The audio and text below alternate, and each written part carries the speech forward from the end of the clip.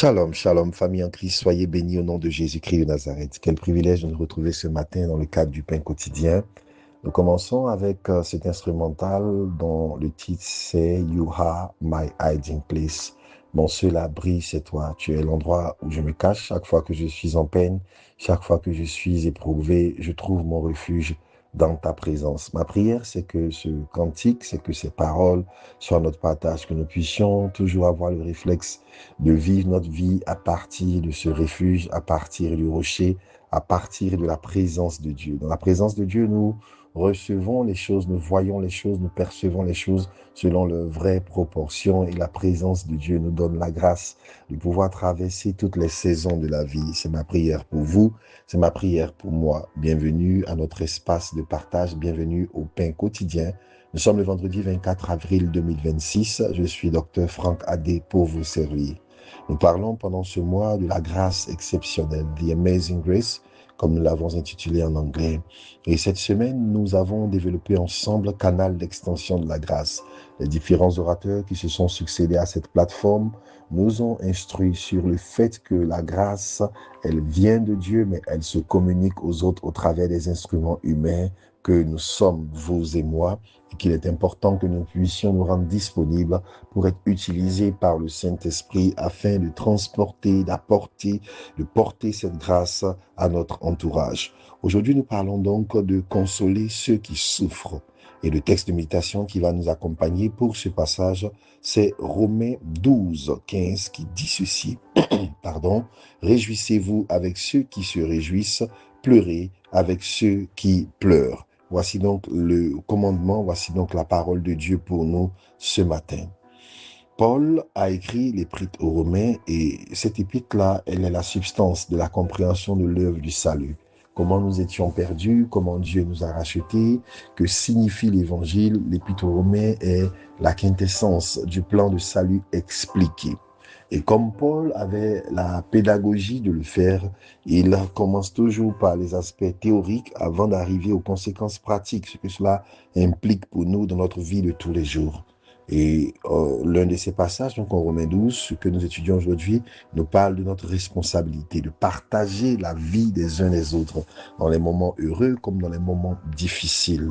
Voici ce qu'il dit donc, il faut nous réjouir avec ceux qui se réjouissent. Cette première partie de ce verset, elle est relativement facile à mettre en œuvre. Partager la joie, c'est relativement facile. Il est plus intéressant, il est plus facile d'aller à un mariage que d'aller à une maison de deuil. Pourtant, la Bible le rappellera en Ecclésiaste, vaut mieux aller dans la maison de deuil que dans la maison de rire. Nous y reviendrons. Mais ce que je voudrais dire en insistant sur ce point, c'est qu'il est beaucoup plus facile de partager la joie, de partager les bonnes choses, de partager la joie d'une promotion, la joie d'une naissance, la joie d'une bénédiction, la joie d'un exploit, la joie d'un accomplissement, que de partager la peine d'un moment difficile, que de partager des pleurs. La Bible nous dit que nous devons nous réjouir avec ceux qui se réjouissent, mais pas que. Nous devons aussi pleurer avec ceux qui pleurent. La première chose que nous avons besoin de comprendre au travers de ce passage, c'est qu'il y aura autour de nous toujours des personnes qui pleurent et que bien souvent il pourra arriver que ce soit nous qui soyons en train de pleurer. C'est le rappel de ce que le Seigneur nous a promis en Ésaïe. Il a dit, lorsque tu traverseras le feu, je serai avec toi. Lorsque tu passeras par les eaux, je serai avec toi. Elles ne te submergeront point. David le rappelait dans le psaume 23, lorsque je traverse la vallée de l'ombre et de la mort, tu es avec moi. La promesse est celle de la présence de Dieu, ce n'est pas celle de l'absence des souffrances. Et comme Jésus le dit, nous ne sommes pas des chrétiens masochistes, nous ne recherchons pas la peine et la douleur, mais la Bible nous rappelle clairement, afin que nous soyons préparés en notre esprit, que notre passage sur cette terre, notre foi chrétienne, ne nous enlève pas notre condition d'humain. Et la condition d'humain, c'est celle d'une vie qui sera marquée par des moments de joie et pour laquelle il pourra y avoir aussi des moments de peine, des moments de souffrance. Dieu nous promet la guérison, mais la guérison n'est possible que parce que la maladie peut à un moment ou à un autre s'installer. Dieu nous promet que nous ne manquerions de rien, de prendre soin de nos besoins, mais cette promesse n'a de sens que parce qu'il arrive des moments où les ressources que nous avons peuvent manquer. Dieu nous promet la consolation, mais cette consolation n'a de sens que parce qu'il arrive des moments où nous pourrons être marqués par la peine. À un moment ou à un autre, si le Seigneur n'est pas revenu avant, nous aurons la circonstance où nous dirons au revoir à un être cher. Nous aurons la circonstance où nous perdrons quelque chose. Nous pourrons peut-être perdre quelqu'un. Ce n'est nullement ce que je souhaite et je prie que la grâce de Dieu puisse déployer une miséricorde et une extension de vie, mais cette réalité de notre humanité ne doit pas nous échapper et nous devons avoir à l'esprit que les situations dans lesquelles nous aurons besoin d'être consolés pourront se présenter. Les situations de trahison, les situations de relations brisées, les situations d'espoir déçus peuvent se présenter. Et dans ces cas, nous rappelons que le Saint-Esprit, il est notre paraclet, certes. Le Saint-Esprit est notre consolateur, certes.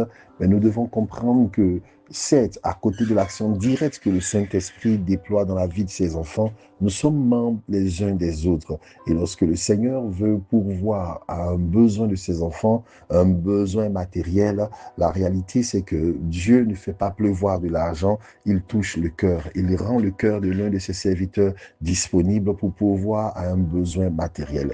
Lorsque Dieu veut consoler, il rend donc quelqu'un disponible pour apporter une parole de consolation. Le cœur de ce que nous partageons ce matin, c'est le fait de pouvoir nous rendre disponibles pour nos frères, pour nos amis qui sont dans la peine.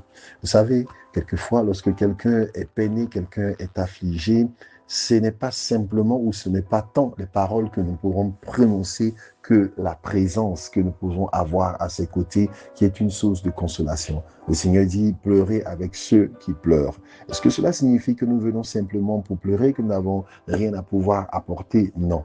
Nous venons d'abord pour partager l'humanité de cette circonstance. Souvenons-nous que lorsque le Seigneur a dû ressusciter Lazare, avant qu'il ne le fasse, la Bible mentionna dans ce verset donc très symptomatique, c'est très particulier, le verset le plus court de la Bible, Jésus pleura. Jésus pleura. Sachant pertinemment qu'il allait ressusciter Lazare, le Seigneur a quand même pleuré. Beaucoup d'interprétations, n'est-ce pas, sont données pour ce verset pour comprendre pourquoi le Seigneur a pleuré. Et la chose la plus simple, c'est simplement le partage de l'humanité, de l'affection.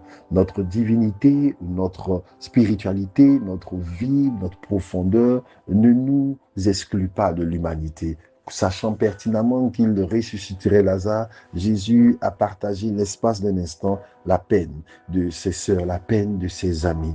Voici ce en quoi quelquefois notre spiritualité, notre ministère échoue, c'est le ministère de la compassion. Vous savez, quelqu'un peut être en peine et lorsque vous venez auprès de lui et que tout ce que vous avez, ce sont des versets. Il n'y a qu'à faire ceci, il n'y a qu'à faire cela. Des versets dénués de toute compassion, de toute compréhension de ce par quoi l'autre passe.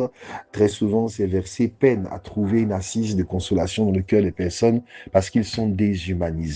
Ce n'est pas tant les versets, ce ne sont pas tant les paroles que les personnes ne comprennent pas ou ne savent pas, mais c'est l'humanité, la chaleur humaine, la compassion qui est portée par ces paroles qui est l'élément de consolation. Si quelqu'un est en peine, si quelqu'un passe par un moment difficile, il n'a pas oublié les versets que nous rappelons quelquefois sans prendre le temps d'entrer dans un ministère de compassion véritable. Simplement, la peine et la douleur sont tellement fortes qu'elles peuvent, n'est-ce pas, perturber la compréhension, qu'elles peuvent perturber, n'est-ce pas, la foi. Et à ce moment-là, la Bible nous demande de pleurer. Pas de pleurs stériles, pas de pleurs qui témoignent que nous ne pouvons rien faire, mais de pleurs qui témoignent qu'il n'est pas seul. Voici la clé de la consolation, de savoir que nous avons une famille qui est avec nous, qui nous accompagne. Certes, nous allons rappeler ce que la Bible dit, certes, nous allons apporter un ministère de consolation, mais ce ministère de consolation doit commencer et doit trouver sa racine dans la compassion. Littéralement, compatir, c'est souffrir avec, porter la souffrance avec, porter la peine avec, porter la difficulté avec, c'est participer à cette souffrance. C'est ce à quoi Dieu nous appelle ce matin.